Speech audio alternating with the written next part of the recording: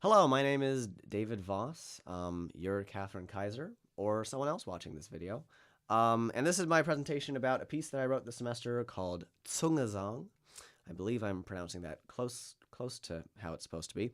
It's a German play on words with the two words Zunge, meaning tongue, and Gesang, meaning singing or song, and kind of squishing them together and kind of overlapping them, which is a good explanation of what the song is. It's a song for solo vocalist, but the piece entails a lot of non-pitched, tongue-created sounds, which gives a very unique character, kind of an absurdist character to the piece. And even when there are some vocalized sounds later on in the piece, the pitches aren't really specified, hopefully leaving it open to the performer, the individual, and their own vocal range. And so yeah, that's a little brief overview of the piece. I'll kind of talk a little bit about how I first came across this idea, or how I initially came up with it. It was probably junior year of undergrad, and in undergrad I knew a lot of vocalists, and we were always talking about kind of the recital format, and a lot of the friends I knew wanted to kind of rebel against the kind of constraints set upon them in terms of repertoire, in terms of kind of their stage presence, in terms of their own recitals and their own kind of vocal creations. And so a lot of people I knew kind of expanded the boundaries of what could be a recital at Lawrence by using kind of multimedia productions, having screens and visuals, and like doing some choreography. I had one friend who got like some blue paint involved and like smeared it all over himself and did strange things. So in that kind of similar vein, wanting to kind of push the recital boundaries a bit, but in a slightly different way, I came up with this initial idea to write a piece for initially soprano, for kind of just tongue sounds. Because I was imagining, kind of based on my recital experience at Lawrence, that the soprano would come out in a beautiful gown, hair all whatever the hell, and jewels, and all made up, and then start creating these kind of ridiculous noises, very flatulent, reminiscent sounds, and others. And I just really like the idea of that visual and auditory kind of juxtaposition there. And so that was the initial kind of spark for that idea. I didn't do it in undergrad, but when I got here to Stony Brook and was taking 20th, 21st Century Vocalities, then that idea popped back into my mind as like, hey, this is an opportunity and an excuse to actually do this. And so that's what I did. So in terms of the writing process, first of all, I kind of had to create a catalog of different sounds, different tongue sounds. And so it involved a lot of kind of just sitting here in this room, making weird noises and trying to see how my tongue was interacting with the interior of my mouth to create different kind of strange, bizarre, sometimes gross noises. And this was an interesting part of the process, along with the rest of the compositional process, because I got very self-conscious about where I could actually work on this piece, because it was kind of integral to the compositional process that I was able to make these sounds and to be able to hear how they interacted with each other, which I didn't want to do just around the house, making these weird noises. That would have kind of freaked out my roommates a little bit too much. So I was mainly in this room coming up with different sounds. So I created a catalog of sounds, and once I had kind of probably like 12 different techniques to kind of pull from, I was able to actually start working on the piece. So once I had these sounds, then I had to figure out how to notate them. And I turned to Behind Bars, which is a kind of huge notational Bible of sorts that was published in 2011. And since its publication, it's been kind of a staple of contemporary composers. And she recommended, in terms of strange vocal sounds, using different types of note heads to delineate different types of effects. And so that's what I did. I did diamond note heads for the more flatulent, fart-like noises. I used X note heads for tongue clicks. I used square note heads for kind of tongue pops. There's a bit of a distinction there. And then just regular standard old note heads for vocalized sounds and for uvular and alveolar trills.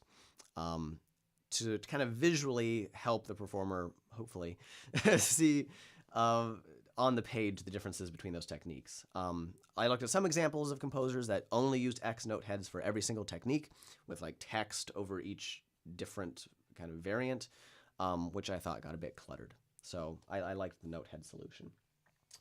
And then, so once all that was decided, I was able to kind of work forward in the process.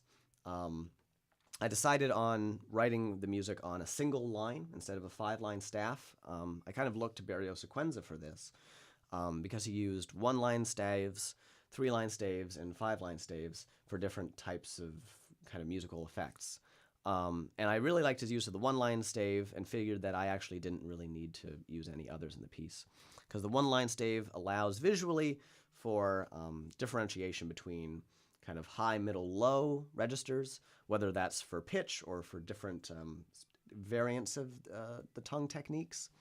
And then it also kind of avoids the connotations we might have with the 5-line staff of pitch, specific pitch, or intervallic relationships, which I wanted to avoid in this piece. And then I wrote the piece little by little. And at a certain point, I realized I needed to incorporate some vocalized sounds because all the sounds I was working with were pretty percussive up until that point. And when experimenting with the tongue sounds I had with vocalization, it created some really cool interactions and some really cool sounds that I had never heard before, which was a very exciting part of the process. So, also in this class was a classmate of mine named Alina Tamborini, who is... Oh, there she is. She's in the corner. There she is. And so I talked with her kind of early on in the process about this piece idea I had, and she seemed rather willing to give it a go. And so part of the presentation here today will be hearing the piece and hearing how it's going. It's kind of a last-minute run at the end of the semester, but we're doing our best. And so I'll get the mic set up, and we can kind of get started so we can hear how the piece turned out.